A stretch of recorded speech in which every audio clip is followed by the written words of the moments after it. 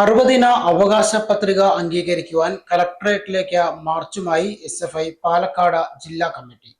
SFI സംസ്ഥാന joint secretary Sayyid Muhammad Sadiq march ഉദ്ഘാടനം ചെയ്തു.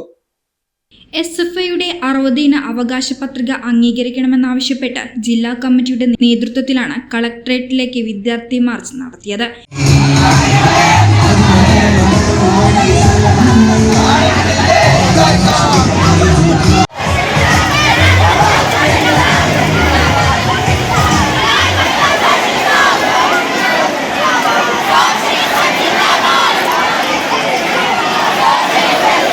SFI സംസ്ഥാന joint secretary Sayyid Muhammad Sadiq march ഉദ്ഘാടനം ചെയ്തു.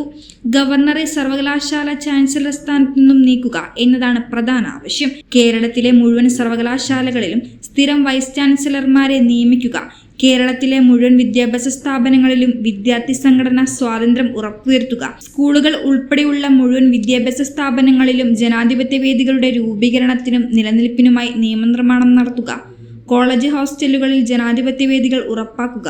മുഴുവൻ സർക്കാർ കോളേജുകളിലും സ്ഥിരം പ്രിൻസിപ്പൽമാരെ നിയമിക്കുക തുടങ്ങി 60ദിന അവകാശങ്ങളാണ് പത്രികയിലുള്ളത്.